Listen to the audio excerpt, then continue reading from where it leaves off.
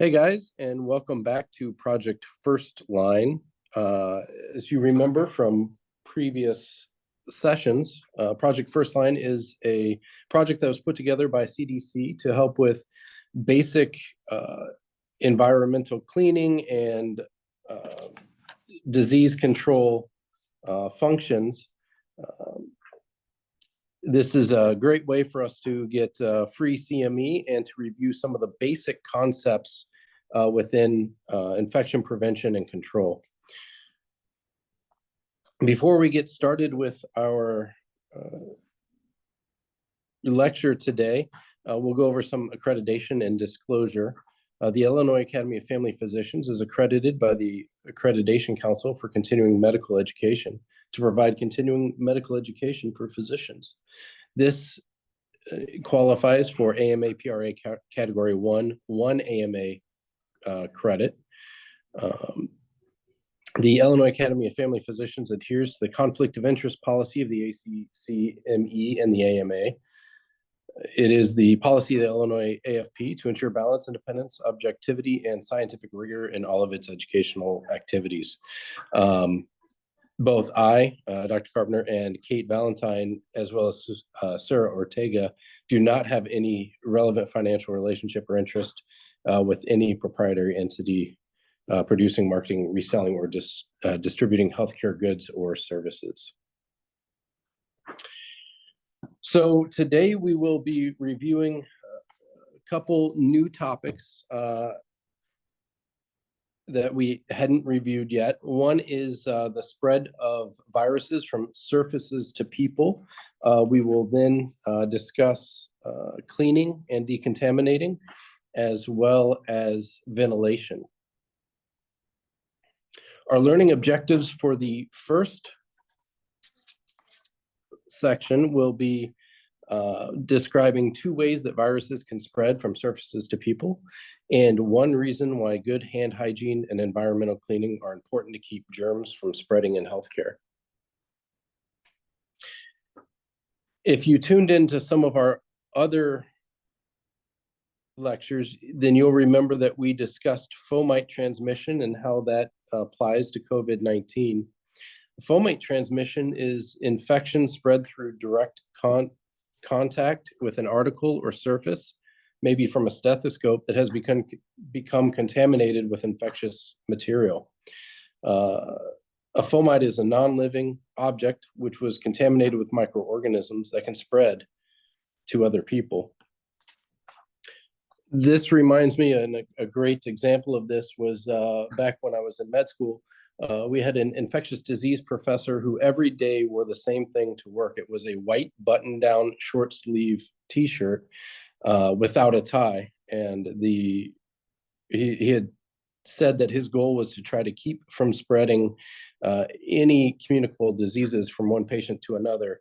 The short sleeves allowed him to wash his arms between patients, and the tie kept him from draping that tie over a patient as he was listening with a stethoscope. What he was trying to avoid was contact transmission, which is infection spread through direct contact with an infectious person or with an article or surface that has infectious material on it. As with our other lectures, we will be visited by Dr. Carlson, and here is the first of two videos that we'll get to watch today.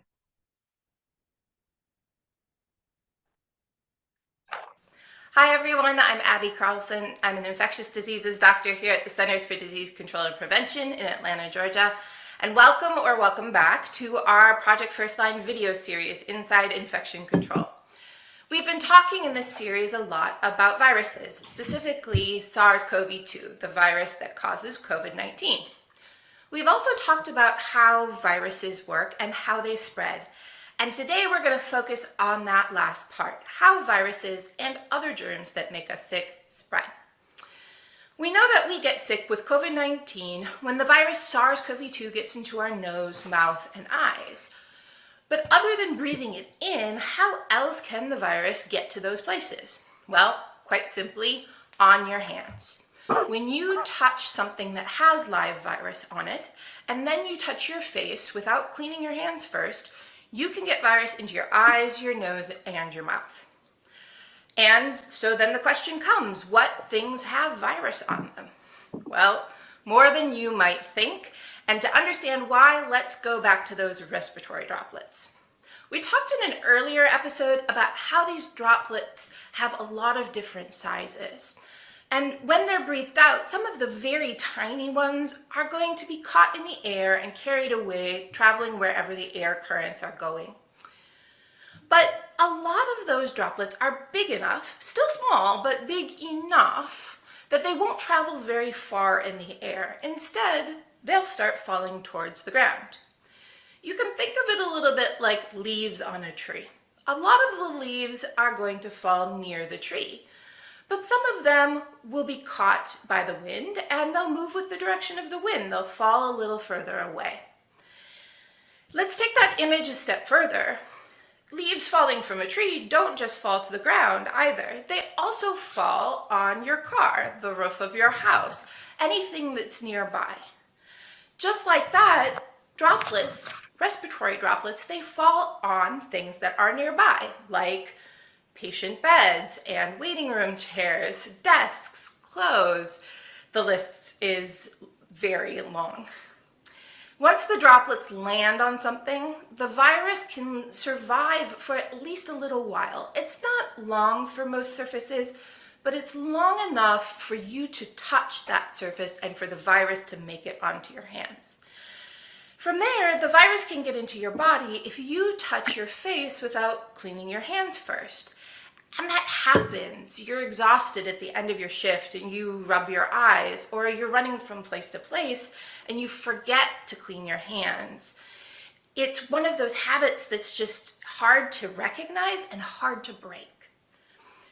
In addition to droplets falling down, another important way that virus can get onto surfaces is when an infected person touches their eyes, their nose, their mouth, which gets virus onto their hands, and then they touch another surface, like a break room door handle or the keyboard in the nurse's station, an elevator button, an IV pull. Again, this list goes on and on.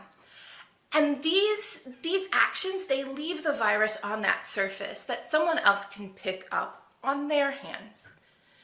And it's gross to say, but for any of us who have been in healthcare, we know that the body fluids that we have, including spit and snot, can get onto things like linens and things near a patient. And if anyone touches those surfaces and doesn't clean their hands, they can spread virus around that way, from themselves to other surfaces to other people.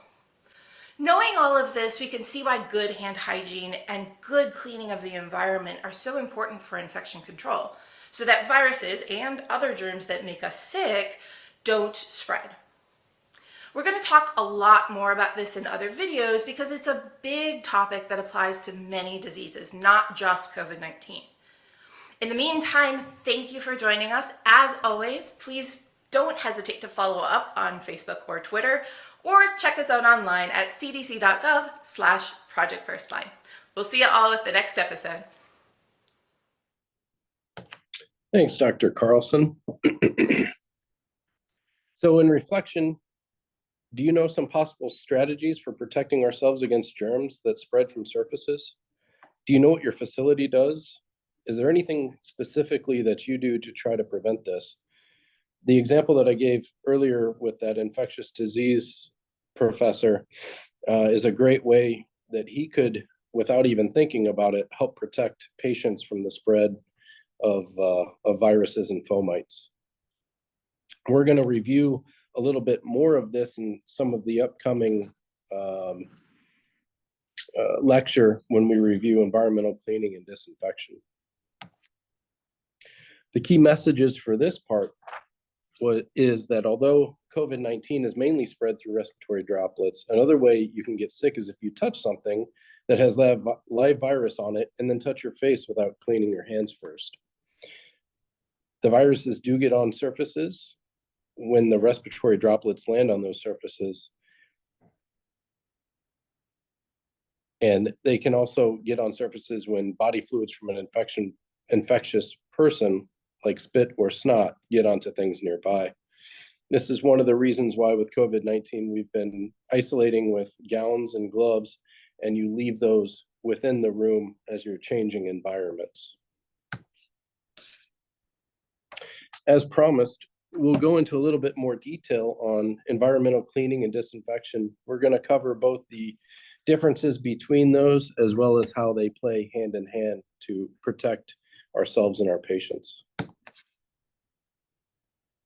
Our objectives for this section are to describe the difference between cleaning and disinfection, and also discuss why it's important to follow label instructions on a disinfectant product.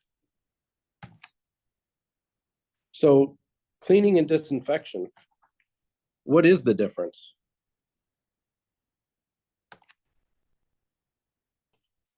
Dr. Carlson will help us differentiate these two in this video.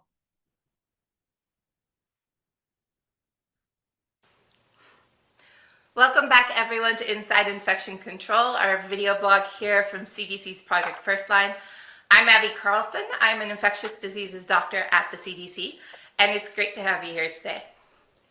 Today, we're going to talk about cleaning and disinfection. And we hear that phrase a lot, cleaning and disinfection. They're talked about together, but there is a difference between them. What is that difference?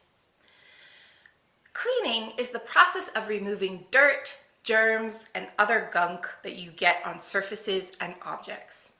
Disinfection is a different step, usually a separate step, but not always, that kills germs on surfaces or objects. Cleaning and disinfection are both very important, and they keep infections from spreading in healthcare. But how? Let's break this down a little bit. We'll start with cleaning. You can think of cleaning as removing the gunk that you can see on surfaces. It also removes some things that you don't see, like germs. When you clean your house, you're getting rid of dust, dirt, grime, and all the other spills, smears, and stuff that happen in everyday lives. But in healthcare, we do exactly the same thing. Just like your house, dust and dirt contains skin cells, dust mites, hair, debris. It's even more important in healthcare, though, because those things can get not just into the environment, but onto patients, onto wounds, onto burns, into your mouth. And we need to keep those away from our patients. And spills and smears in healthcare can include things like body fluids, blood, urine, and sweat. And we need all of that to be cleaned up. It's common sense that cleaning is important in healthcare, and sometimes cleaning is enough, but sometimes disinfection is necessary. Cleaning doesn't kill germs, it removes them. Disinfection kills germs. Disinfection shouldn't come before cleaning. They either happen at the same time in a single product, or cleaning comes first in the two-step process of cleaning and disinfection. Why is that? When you do disinfect, it's important that the surface is clean, because if it isn't, the disinfection might not work. The product might not be able to get to the germs because they're covered in other things. If there's dirt or spills or smears on the surface, the other thing is that you might spread that around while you're disinfecting, because the disinfectant won't necessarily pick that up and clean. So, killing germs is important in healthcare because bacteria that is there that can get into our patients who are ill and weak. And the same goes for viruses and other infectious germs. And when our patients are ill and weak, they're more likely to get really sick from certain germs that we find in healthcare. So you can see why cleaning and disinfection are both so important. We've posted a link to more information in the Facebook comments below, including a list of disinfectants that are effective against SARS-CoV-2, which is the virus that causes COVID-19. So be sure to check us out on Facebook, as well as on Twitter and YouTube, where our videos are getting posted now as well. Of course, if all of those aren't your bucket of tea, we can have you check out our CDC website, cdc.gov/Project Firstline. With that, we'll see you all with the next episode.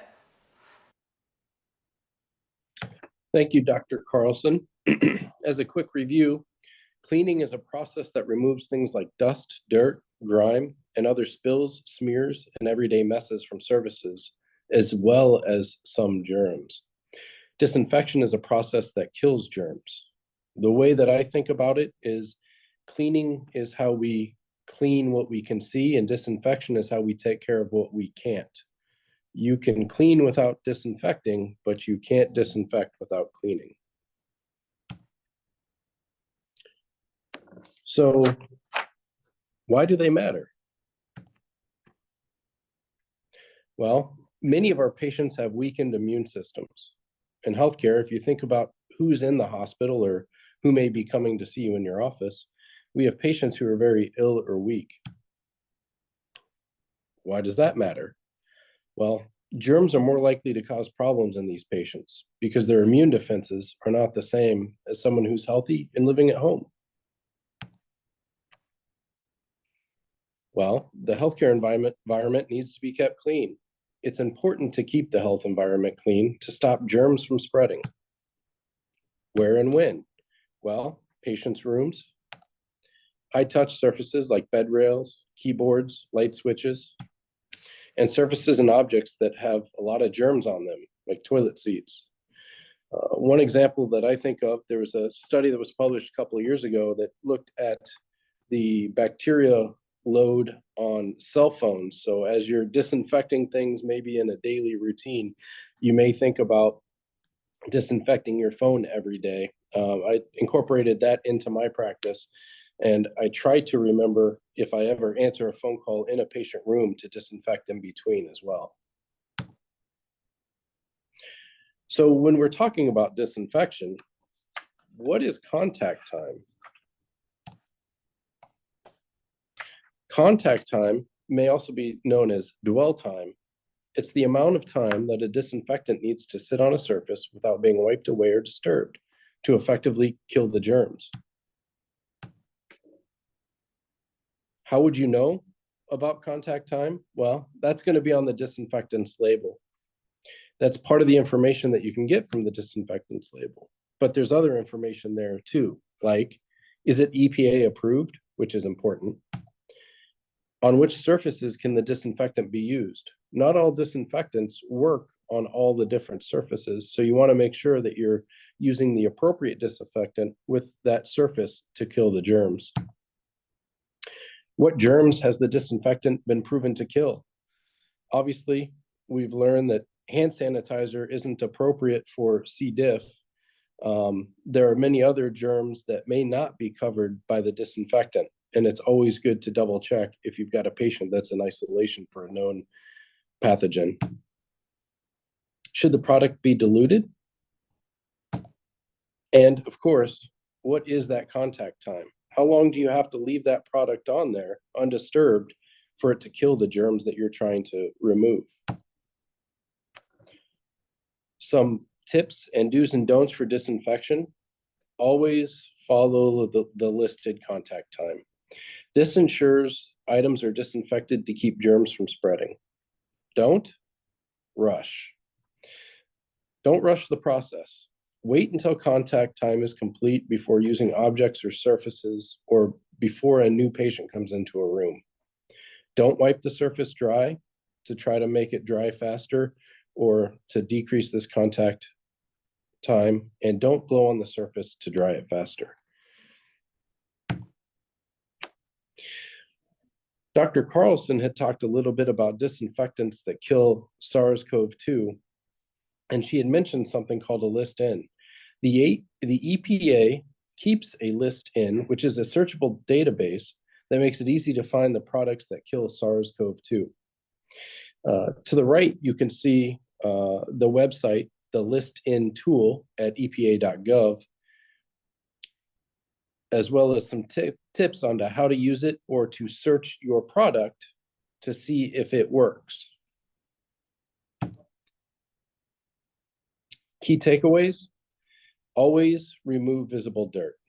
Remove any dust, spills, smears, grime, including organic material like blood, as well as some germs from surfaces. Cleaning is important. It's important to clean before disinfecting because dirt and grime can make disinfectants not work. Disinfecting kills the germs on the surfaces or objects. It's important for us to keep the healthcare environment clean to stop the spread of germs. And it's important, if we're going to be attempting to do that, to follow the instructions on the disinfectant label, especially contact time. Our final section today is going to be on ventilation. You may have had a crash course in ventilation a couple of years ago, as we did, as we were trying to figure out how we were going to take care of large amounts of COVID patients and how to appropriately set up the pressures in the rooms to not spread to either other patients or to other staff. Our learning objectives: discuss why good ventilation is important for infection control in healthcare. Discuss one way that ventilation works to reduce the amount of germs in the air. And describe one reason why it is important not to take steps to improve ventilation yourself without working with the staff in your facility in charge of air handling and ventilation. So let's start with the definition. Ventilation: it's the movement of air in and out of an enclosed space. For example, the circulation of fresh air to a room or building. This is a picture of how ventilation works. If you look at the green arrows, they're signifying fresh air that's coming into a building. That fresh air is coming into the rooms and cycling out as red air, which is old air. That is then getting removed from the building and sent out into the environment. Why does ventilation matter in healthcare? Well, because of respiratory droplets and respiratory illness. Having clean air in healthcare can reduce the risk of germs spreading among people, including patients and healthcare workers. Nearly every room inside a healthcare facility has a recommended number of air changes per hour, which is the time it takes for a room's old air to be replaced with new or filtered air.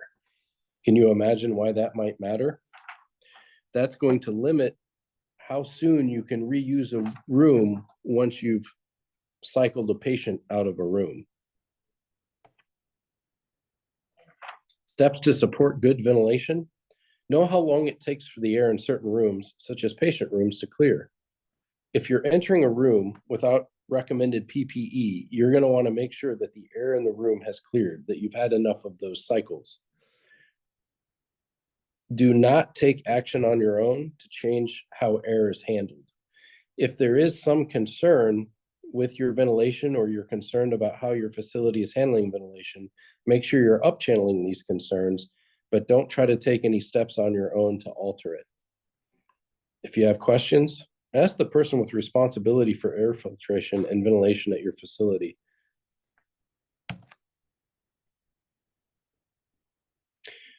Do you have any remaining questions about ventilation? You can go to the Project Firstline website, which has handouts similar to what you see on the right here, or reach out to the CDC directly. I would recommend that you fill out the feedback form when you're claiming your CME, and please let us know if you have any questions or ways that we can improve the presentation. As with the previous presentations, for resources and future training sessions, Project Firstline on CDC has a lot of material. All of the handouts that you see and all of the graphics that you see on this presentation are all on Project Firstline, as well as all of the videos that we've seen, along with many other topics.